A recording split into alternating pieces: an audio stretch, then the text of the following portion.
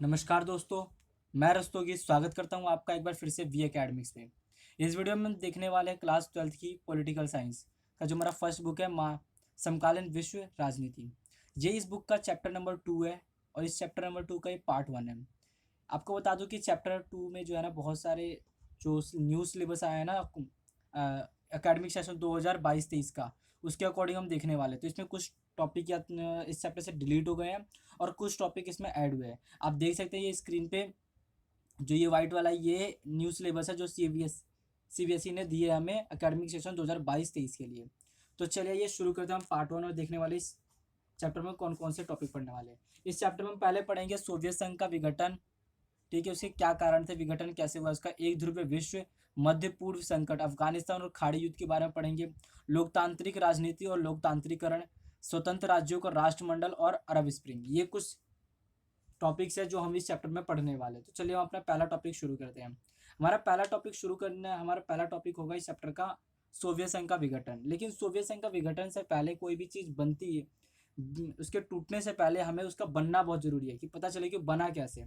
तो सोवियत संघ टूटा उससे पहले हम देखते हैं कि सोवियत संघ बना कैसे, सोवियत प्रणाली आखिर थी क्या। तो क्या होता है कि 1917 में आपने पढ़ रखा होगा 9th क्लास का जो हिस्ट्री का चैप्टर होता है रूसी क्रांति। तो 1917 में रूस में क्रांति होती है, साम्यवादी एक क्रांति होती है। ठीक है, जहाँ जहाँ पे उस साम्यवादी क्रांतिकारी होते हैं जो वहाँ के राजा को हटा देते हैं, जाके वहाँ के राजा को जार कहते हैं। तो राजा को हटा देते हैं और साम्यवादी क्रांति होती है। उसके बाद फिर जब राजा को हटा देते हैं तो एक नया संगठन बनता है, समाजवादी सोवियत गणराज्य संघ यानी सोवियत संघ, union of Soviet socialist Republic, USSR अस्तित्व में आता है कब, 1917 की रूस की क्रांति के बाद ये रूस में आता है। लेकिन क्या होता है, रूस के आसपास के और भी देश मिलकर ये एक संगठन बनाते हैं। इसमें क्या होता है कि सोवियत संघ में ना समाजवादी समाज के निर्माण के लिए समाजवादी, इसमें कहा गया सॉरी समतावादी समतावादी समाज की स्थापना की गई, जिसमें कहा गया केंद्र द्वारा जो भी चीजें होगी, देखो केंद्र द्वारा योजना, जो भी योजना बनाएगी वो केंद्र सरकार बनाएगी। राज्य पर नियंत्रण किसका होगा, केंद्र का नियंत्रण होगा। और साम्यवादी दल द्वारा निर्देशित एक व्यवस्था, और ये जो निर्देश कौन देगा, साम्यवादी दल देगा। तो क्या कहा गया सोवियत संघ, अगर पूछा जाए कि क्या है एक डेफिनेशन के रूप में, तो सोवियत संघ में समतावादी समाजवाद के निर्माण के लिए केंद्रीकृत राज्य के नियंत्रण नियंत्रण पर आधारित साम्यवादी दल द्वारा निर्देशित व्यवस्था को हम क्या कहते हैं, सोवियत प्रणाली कहते हैं। ये एक ऐसी प्रणाली थी जो कि सोवियत संघ द्वारा लाई गई थी, जिसमें कहा गया था कि जो भी राज्य होगा उसमें क्या होगा, उसमें साम्यवादी सरकार के दल के नेतृत्व में योजनाएं बनाई जाएगी और जो कि समता पर आधारित होगी। ठीक है, ये प्रणाली पूंजीवादी विचारधारा का पूरी तरह से विरोध करती थी। ठीक है, उसके में क्योंकि ये साम्यवादी विचारधारा थी। साम्यवादी विचारधारा आपने पहले भी सुनी क्या होती है, फिर भी बताता हूँ। साम्यवादी का मतलब होता है कि हर चीज सरकारी होती है, देश के नियम, अर्थव्यवस्था पर, संसाधनों पर, पूंजी पर। ठीक है, इन सब चीजों पर किसका नियंत्रण होता है, देश का। कोई यहाँ पे प्राइवेट खिलाड़ी नहीं होता है। ठीक है, कोई प्राइवेट कंपनियां नहीं होती, देश में लगभग सभी चीजें कौन बना रही है, सरकार की कंपनियां ही बना रही होती है। सोवियत संघ में ना, जब ये सोवियत संघ बना था 1917 में रूस की क्रांति के बाद, तो उसमें 15 गणराज्य शामिल थे और यहाँ पर सिर्फ एक ही पार्टी का शासन था, वो था साम्यवादी पार्टी। तो ये तो हो गया अपना सोवियत प्रणाली क्या है। अगर हम बात करें सोवियत प्रणाली या सोवियत संघ की विशेषता क्या थी, तो सोवियत संघ की पहली विशेषता की तो नियंत्रित अर्थव्यवस्था थी इनकी। सारी अर्थव्यवस्था किसके नियंत्रण में थी, सोवियत संघ के नियंत्रण में थी। सोवियत संघ की अर्थव्यवस्था का मुख्य विशेषता ये थी कि यहाँ पे उद्योगों पर राज्य का ही नियंत्रण होता था। जितने भी फैक्ट्री थी, जितने भी उद्योग, चाहे वो छोटे उद्योग हो चाहे बड़े उद्योग हो, उन सब पर किसका नियंत्रण था, वो उस पर सब एक ही पार्टी का, सोवियत साम्यवादी पार्टी का नियंत्रण था, एक ही पार्टी का। और वही सरकार चलाती थी, साम्यवादी दल ही। साम्यवादी दल का शासन था, यहाँ पे एक ही दल का शासन था। सोवियत संघ में केवल एक ही दल था। ठीक है, और अन्य दलों को कोई भी, इसके अलावा कोई दल थे नहीं। एक ही दल था जिसका नाम था साम्यवादी दल, और सभी इसके सभी अंगों पर, चाहे वो कार्यपालिका हो गया, विधायिका हो गया या न्यायपालिका, इन सब पर किसका था, सबका एक ही पार्टी का नियंत्रण होता था। कौन था वो पार्टी, वो थी साम्यवादी पार्टी। निजी संपत्ति को समाप्त कर दिया गया था। तो सोवियत प्रणाली में पूंजीवादी व्यवस्था को समाप्त करके संपूर्ण संपत्ति पर, समाज पर और संपूर्ण संपत्ति, यानी कोई भी किसी व्यक्ति के पास ना कोई बहुत बड़ी मात्रा में संपत्ति नहीं थी। ठीक है, पूंजीवादी व्यवस्था को पूरी तरह से समाप्ति कर दिया गया था। बड़ी बड़ी कंपनियां थी नहीं यहाँ पे, सारी जितनी भी संपत्ति थी उस पर किसका नियंत्रण था, सरकार का या समाज का नियंत्रण स्थापित कर दिया गया था। तो ये तो गई तीसरी विशेषता। चौथी विशेषता की की समाजवादी व्यवस्था थी। सोवियत संघ में समाजवादी व्यवस्था को स्थापित किया गया और प्रत्येक व्यक्ति को रोजगार देना सरकार का कार्य था। ठीक है, साम्यवादी दलों में क्या, साम्यवादी जो देश होते हैं ना, जिसमें ये साम्यवादी दल को माना जाता है, वहां पे जो सरकारें होती है ना, सरकारों का क्या होता है कि कर्तव्य होता है कि देश के प्रत्येक नागरिक को रोजगार दे। सरकार तो क्या हुआ कि यूएसएसआर में सरकार का ये कर्तव्य बन गया था कि प्रत्येक व्यक्ति को रोजगार उपलब्ध कराए। सरकार ने सभी जरूरतों जैसे स्वास्थ्य, शिक्षा, बच्चों की देखभाल आदि का दायित्व संभाल रखा था। आर्थिक रूप से समृद्ध व विकसित था। सोवियत संघ क्या था कि आर्थिक रूप से बहुत ज्यादा विकसित था और समृद्ध था। सोवियत संघ की अर्थव्यवस्था का शेष विश्व की तुलना में काफी समृद्ध और विकसित थी। सोवियत संघ में क्या, खेल, खनिज तेल, लोहा, इस्पात, मशीनरी काफी बड़ी मात्रा में उपलब्ध थे इनके पास। ठीक है, इनके पास प्राकृतिक संसाधनों बहुत प्रचुर मात्रा में उपलब्ध रहते थे। बेरोजगारी न के बराबर हुआ करती थी उस वक्त सोवियत संघ में। संचार प्रणाली बहुत ही उन्नत थी और बहुत ही विकसित हुआ करती थी और उद्योग भी बहुत विकसित थे। यहाँ तक कि सोवियत संघ एक ऐसा देश था, एक ऐसा संगठन था जहाँ पे हर एक चीज का निर्माण किया था। यहाँ पर सुई से लेकर कार तक सभी चीजें बनाई जाती थी सोवियत संघ में। तो ये होगी पांचवी विशेषता। अगली विशेषता, हमारा अगला टॉपिक आता है कि सोवियत संघ जब इतना पावरफुल, इतना विकसित था तो इसकी कुछ कमियां भी थी। तो सोवियत संघ की कमियां क्या थी वो ये देखते हैं कि यहाँ पर लोगों को ना बोलने की आज़ादी नहीं हुआ करती थी। यहाँ पर लोगों को बोलने की आज़ादी नहीं थी। लोग केवल अप्रत्यक्ष तरीकों जैसे चुटकुले या कार्टून के द्वारा ही अपने विचारों को भी व्यक्त करते थे। सीधे किसी को सामने बोल नहीं सकते थे कि ना तो किसी सरकार के किसी मंत्री या किसी अंग के खिलाफ। यहाँ तक कि यहाँ एक ही दल था जो था साम्यवादी दल, और जनता जो थी, जनता के प्रति वो दल ना, साम्यवादी दल उत्तरदायित्व तो नहीं था, जवाबदेही नहीं थी उसकी। यहाँ पर नौकरशाहियों का प्रभाव बढ़ता जा रहा था। यहाँ के उद्योग धंधे पिछड़े जा रहे थे, जिसके कारण उपभोक्ता की वस्तुओं में कमी आ रही थी। जो सोवियत संघ के जो उद्योग थे ना, वो बाकी विश्व के जैसे पश्चिमी देशों के मुकाबले पिछड़ रहे थे, क्योंकि पश्चिमी देशों ने नए नए टेक्नोलॉजी का विकास कर लिया था, जिसके कारण वो उद्योगों में नई नई टेक्नोलॉजी का उपयोग कर रहे थे। लेकिन जो सोवियत संघ था वो तो पूरा सरकारी था, वहाँ पे उद्योग भी सरकार थे, तो वहाँ पे उन्होंने क्या किया, नई टेक्नोलॉजी का उपयोग नहीं किया, जिसके कारण क्या, उनके उद्योग पिछड़े जा रहे थे। सोवियत संघ प्रौद्योगिकी और बुनियादी ढांचे जैसे परिवहन और ऊर्जा के मामले में पश्चिमी देशों की तुलना में पीछे रह गया। सोवियत संघ ने क्या किया, 1979 में अफगानिस्तान में हस्तक्षेप करता है। ठीक है, इसी चैप्टर में हम अफगानिस्तान इशू के बारे में पढ़ने वाले। तो 1979 में अफगानिस्तान में हस्तक्षेप करता है, जिसके कारण सोवियत संघ को बहुत नुकसान होता है और उसकी व्यवस्था कमजोर हो जाती है। तो ये कुछ कमियां हो गई सोवियत संघ की। अब हमारा अगला टॉपिक यहाँ से शुरू होता है, जो मेन टॉपिक है हमारा, सोवियत संघ का विघटन। सोवियत संघ जब इतना बड़ा था, इतना पावरफुल था, उसके पास इतने सारे संसाधन, तो इसका विघटन क्यों हो गया, क्या कारण रहा इसके विघटन के। तो आइए देखते हैं क्या होता है कि सोवियत 25 दिसंबर 1991 के ना बोरिस एल्त्सिन के नेतृत्व में ना पूर्वी यूरोप के देशों ने और तथा रूस, यूक्रेन और बेलारूस ने सोवियत संघ की समाप्ति की घोषणा कर दी। इन्होंने कहा कि 25 दिसंबर 1991 बोरिस एल्त्सिन के नेतृत्व में हुआ, और जो बहुत बड़ा देश था यूएसएसआर का, रूस, यूक्रेन और पूर्वी यूरोप के जो देश थे, उन्होंने इसकी घोषणा, यूएसएसआर के विघटन की घोषणा की। और इसके बाद एक नया CIS बना। CIS स्वतंत्र राज्यों का राष्ट्रकुल बना और 15 नए देशों का उदय हुआ। ठीक है, CIS भी हम इस चैप्टर में पढ़ने वाले हैं। तो देखते हैं कि कारण क्या थे, सोवियत संघ के विघटन हुआ तो कुछ तो कारण रहे होंगे। पहला कारण क्या था कि यहाँ पे साम्यवादी दल की तानाशाही थी। सोवियत संघ में केवल एक ही दल था जिसके माध्यम से जनता जो थी ना अपने विचारों को प्रस्तुत करती थी, और जनता के पास उसका विरोध करने का कोई अधिकार नहीं था। सोवियत संघ में एक ही पार्टी थी, साम्यवादी पार्टी, उसका विरोध नहीं कर सकती क्योंकि एक ही पार्टी है। और वहां पे भ्रष्टाचार बढ़ता जा रहा था, और जो दल थी ना, जनता के प्रति जवाबदेही नहीं थी, जनता के सवालों को जवाब देती ही नहीं थी वो। अगला कारण था इसकी गिरती हुई अर्थव्यवस्था।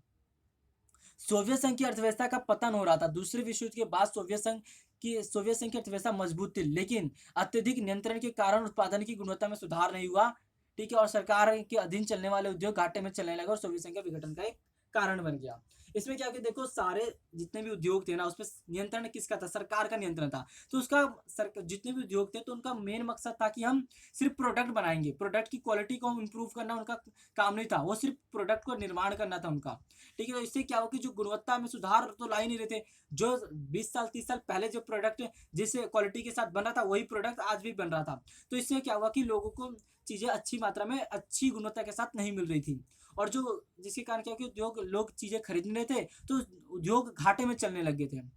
तीसरा कारण था सैन्य कानून। सोवियत संघ की बात करें तो शीत युद्ध के दौरान क्या हुआ कि बहुत सारा पैसा इसने हथियारों के निर्माण पे खर्च कर दिया, जिसके कारण क्या हुआ उसके देश में ना बुनियादी जरूरतों की कमी होने लगी, जैसे मक्खन और कॉफी। यहाँ तक कि मक्खन और कॉफी को भी उसके देश में कमी होने लगी और उसको बाहर से बहुत बड़ी मात्रा में खरीदना पड़ा। ठीक है, तो ये तो हो गया हमारा सैन्य कारण। अगला कारण था मिखाइल गोर्बाचेव के सुधार। मिखाइल गोर्बाचेव थे ना, वो राष्ट्रपति बने थे ये सोवियत संघ। तो उन्होंने क्या किया, राष्ट्रपति बनने के बाद अर्थव्यवस्था में सुधार लाने के लिए खुलेपन और पुनर्गठन की नीति अपनाई। उन्होंने कहा कि अर्थव्यवस्था में थोड़ी बहुत छूट देने की कोशिश की और शासन में भी छूट देने की कोशिश की। जैसे ही उन्होंने शासन में ढील दी, लोगों की इच्छा बढ़ने लगी और आगे चल के सोवियत संघ का विघटन का कारण बनी। जैसे ही शासन में थोड़ी बहुत उनको बोलने की आज़ादी दी गई तो लोगों ने क्या किया, साम्यवादी दल का विरोध करना ही शुरू कर दिया, ये आंदोलन होने लगे। तो ये क्या हुआ, आंदोलन, यही आंदोलन और यही विरोध प्रदर्शन आगे चल के इसकी विघटन का कारण बन गए। सोवियत संघ के राज्यों में बढ़ती हुई संप्रभुत्ता। सोवियत संघ के जो राज्य थे जैसे यूक्रेन हो गया, लातविया हो गया, ये सोवियत संघ से ना अलग होने की इच्छा व्यक्त करने लगे। जिसके कारण क्या हो कि जब आपस में देखो कोई देश था तो उसमें राज्य, उसके गणराज्य थे, गणराज्य जब उससे अलग होने की इच्छा व्यक्त करें तो अपने आप टूट के बिखरने लगा था वो। अगला कारण बना हमारा एल्त्सिन के नेतृत्व में आंदोलन। 1991 में क्या होता है कि बोरिस एल्त्सिन के नेतृत्व में अनेक आंदोलन होते हैं और इस आंदोलन के चलते ही क्या होता है, सोवियत संघ का विघटन हो जाता है, बदलाव ला जाता है और सोवियत संघ का विघटन हो जाता है। तो ये कुछ कारण थे जिसकी वजह से सोवियत संघ का विघटन होता है। आई होप आपको समझ आया हो कि सोवियत संघ के विघटन के क्या कारण थे। अब हमारे अगले टॉपिक को बढ़ते हैं कि सोवियत संघ का जब विघटन हुआ तो उसके कुछ परिणाम भी हुए। तो जब कोई चीज टूट के बिखर जाते तो उसके कुछ परिणाम भी होते हैं। तो ये परिणाम देखते क्या हुए। पहला परिणाम क्या उभर के सामने आया कि सोवियत प्रणाली का अंत हो गया। सोवियत संघ के विघटन के साथ ही क्या हो कि सोवियत प्रणाली का अंत हो गया और 15 नए राष्ट्रों का उदय हुआ। मैंने पहले स्लाइड में आपको बताया था कि सोवियत प्रणाली क्या थी, कि ये सोवियत प्रणाली यहाँ पे थी कि एक साम्यवादी पार्टी थी। ठीक है, साम्यवादी पार्टी के द्वारा उसके निर्देशन में सारे कानून व्यवस्था बनाए गए थे, सारी नीतियां उसी के द्वारा बनाई जाती थी और उसको देश पे पूरा नियंत्रण, संसाधनों पर पूरा नियंत्रण किसका था, सरकार का ही होता था। तो ये तो एक परिणाम हुआ कि सोवियत प्रणाली का अंत हो गया। दूसरा क्या कि रूस की स्थिति क्या रही। रूस जो था ना वो सबसे बड़ा राज्य था सोवियत संघ में। तो रूस क्या था, रूस सोवियत संघ का उत्तराधिकारी बन गया और इसे सुरक्षा परिषद में स्थायी सदस्यता दे दी गई। यूएन की जो सुरक्षा परिषद है ना, उसमें क्या होता है कि रूस को स्थायी सदस्यता मिल जाती है। इसके बारे में हम पढ़ने वाले हैं यूएन के बारे में। तो सोवियत संघ ने जो भी अंतर्राष्ट्रीय करार या संध्या की थी उन सबको निभाने का जिम्मा किसका रह गया था, रूस को रह गया था। जितनी भी संध्या अन्य देशों के साथ या संगठनों के साथ की थी सोवियत संघ ने, उसको निभाने की जिम्मेदारी किसकी थी, रूस की थी। सोवियत संघ के विघटन के बाद एकमात्र परमाणु देश, जो कि 15 गणराज्य थे सोवियत संघ में, उसमें से सिर्फ एकमात्र परमाणु देश का दर्जा किसको मिला, वो था रूस को ही परमाणु संपन्न देश का दर्जा मिला था। और इसके बाद क्या हुआ कि शीत युद्ध का अंत हो गया। तीसरा परिणाम क्या, शीत युद्ध। शीत युद्ध शुरू ही क्यों हुआ था, सोवियत संघ और यूएसएसआर के बीच लड़ाई तो थी एक विचारधारा को लेकर और अन्य कारणों को लेकर। तो जब विचारधारा ही खत्म हो गई, शीत युद्ध, जब सोवियत संघ ही खत्म हो गया तो शीत युद्ध का भी अंत हो गया। दो ध्रुवीय विश्व का अंत हो गया, जिसके इसके साथ ही शीत युद्ध का भी अंत हो गया। दो पावर थी, दो पावर में से एक पावर खत्म, तो दूसरा जब उसका अपोनेंट ही उसका प्रतिद्वंदी खत्म हो गया तो उसका तो युद्ध लड़ना रह ही नहीं गया, तो शीत युद्ध का अंत हो गया। और परंतु अमेरिका के नेतृत्व में एक ध्रुवीय विश्व का जन्म होता है, एक ही पावर रह जाते हैं पूरे देश में, वो था अमेरिका।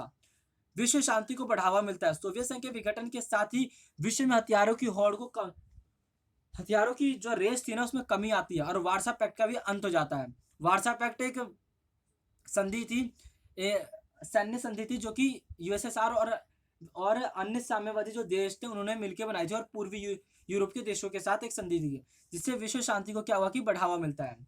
विचारधारात्मक लड़ाई, जो विचारधारा की लड़ाई थी उसका अंत हो जाता है। सोवियत संघ के विघटन के साथ ही विश्व में विचारधारा की लड़ाई का भी अंत हो जाता है, जो कि पूंजीवादी साम्यवादी बीच के बीच, जो कि पूंजीवादी और साम्यवादी के बीच चल रही थी विचारधारा, वो भी लड़ाई खत्म हो जाती है।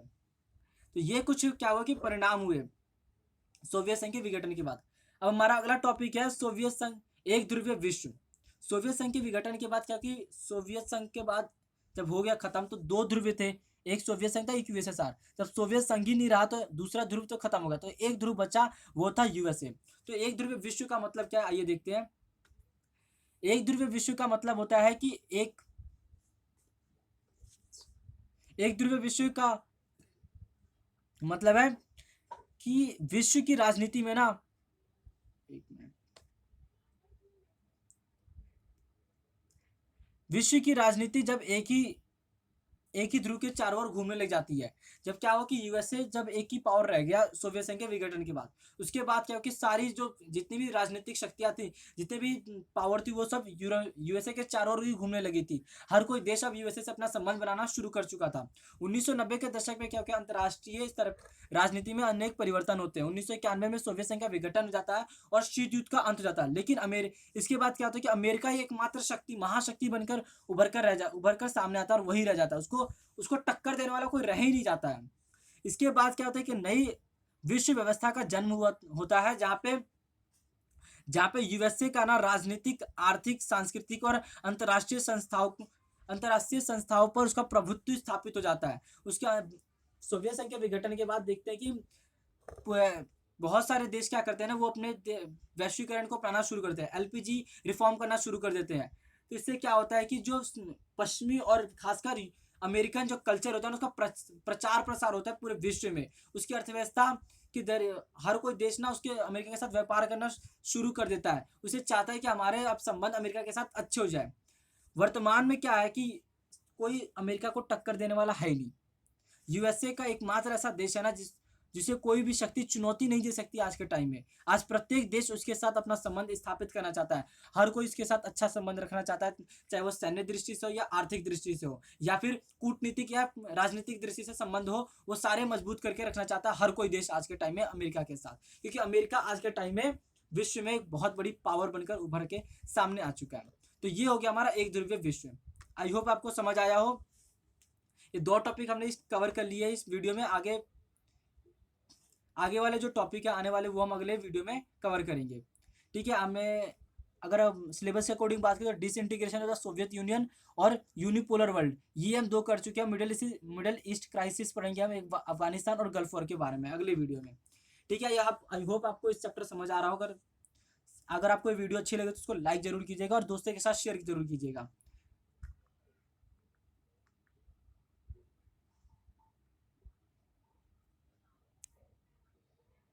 साथ शेयर जरूर कीजिएगा अगर वीडियो आपको अच्छी लग रही है तो। और अगर आप हमारे चैनल पर नए आए तो हमारे चैनल को सब्सक्राइब जरूर कीजिएगा।